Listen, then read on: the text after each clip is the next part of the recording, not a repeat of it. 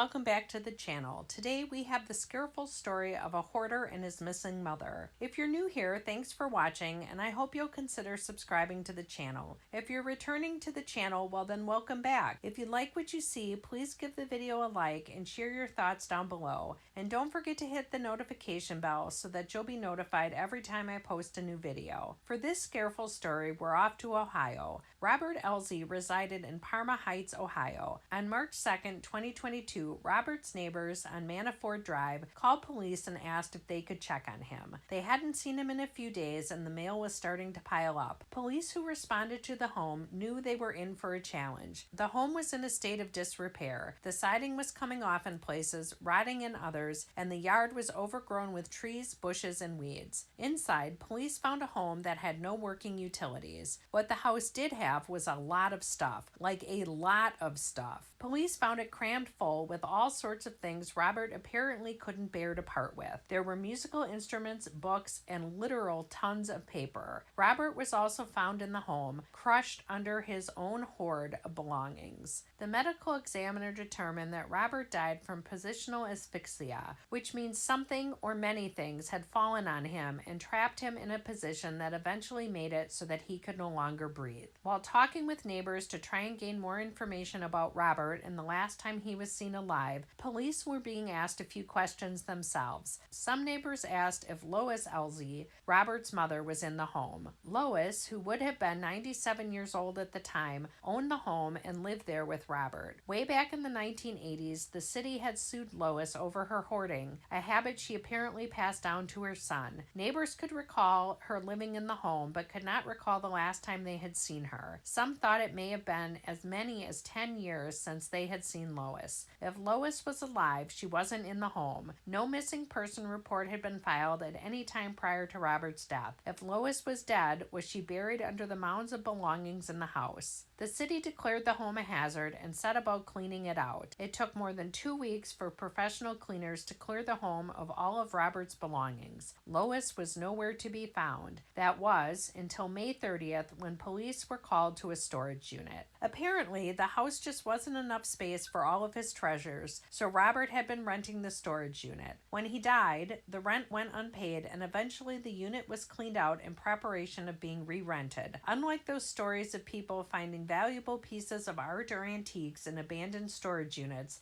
this lucky winner found Lois. In a box in a back corner were bones, later identified as those of Lois. How long she had been in the storage unit is unknown, and even exactly how long she had been deceased is unknown. The medical examiner estimated she may have died about a decade ago, which lines up to when the neighbors thought they had last seen her. The medical examiner was not able to determine a cause of death, however. But why had Robert not reported that his mother had died? Did she die of natural causes? Could he not bear to part with her? Or was it her Social Security and retirement payments that he didn't want to part with? At the time of her death, those payments were still being made to Lois. Police are investigating, but with both Lois and Robert gone and no other family having yet to be identified, it's unlikely they will ever know for certain what happened to Lois. So there's the Scareful story of a hoarder and his mother. Let me know your thoughts down below, and until next time, stay safe, stay careful, and take a few moments to declutter your house. Bye, guys.